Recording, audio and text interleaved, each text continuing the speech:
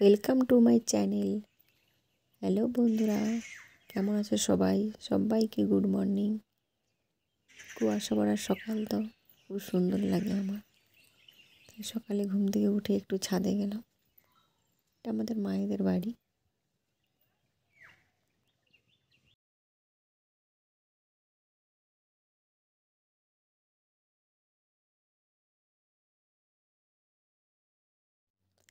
আমার বাবু আজকে একটু বেশি দেরি করে ঘুম থেকে উঠছে, মামা ঘরে এসে বেশিক্ষণ ঘুমাচ্ছে। এই দেখো বন্ধুরা, আমাদের মায়েদের রান্নাঘর, মা রান্না করছে। মা রান্না করছে ফুলকপি চিংড়ি হবে, ভাত, কুমড়া ভাজা আর লাউ শাকের চচ্চড়ি হয়ে গেছে।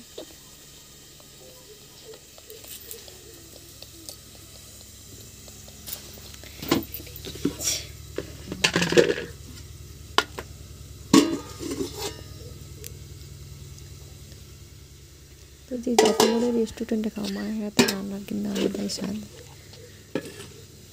এটা কত পাওয়া যাবে না, তাই না?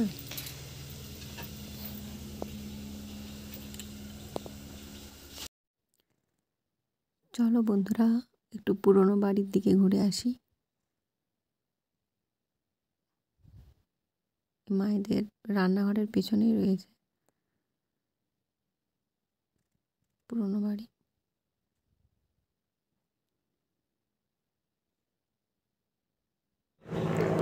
এটা আমাদের প্রিয় বিড়াল, ভন্তু।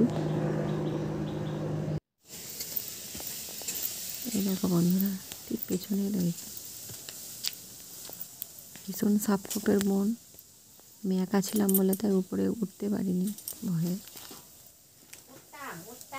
উপরে ওঠা যায়, মায়ের সিঁড়িগুলানে উঠা যায় এখন? কাছে এই ঘরের সিঁড়িগুলানে উঠা যায়? ঘুরে দেখাবো বাড়িটা। আরও আছে অনেক বাড়ি পাড়াতে এরকম পুরানো, অন্যদিন ঘুরে দেখাবো।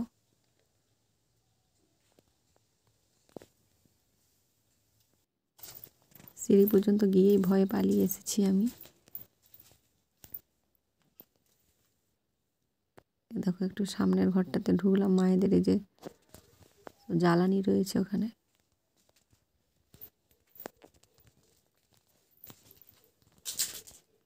অন্যদিন উপরটাতে উঠে দেখাবো, সেদিন আর অনেকে থাকবে।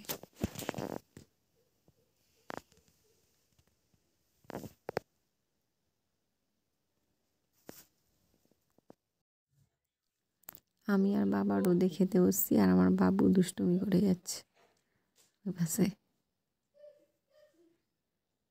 এইটা আমার মায়েদের সরষা বাড়ি।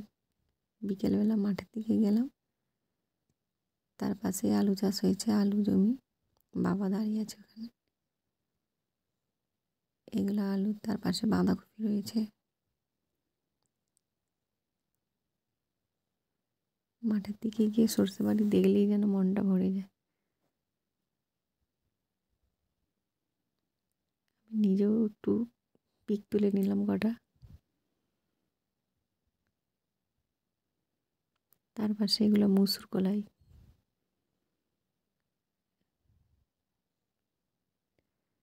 এই যে মুসুর কলাই, এগুলো মুসুর কলাই গাছ।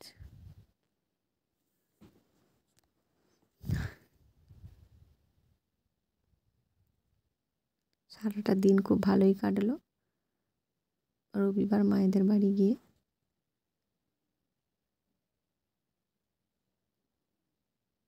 তারপরের দিনে আবার সকালবেলা চলে আসছি বাড়িতে।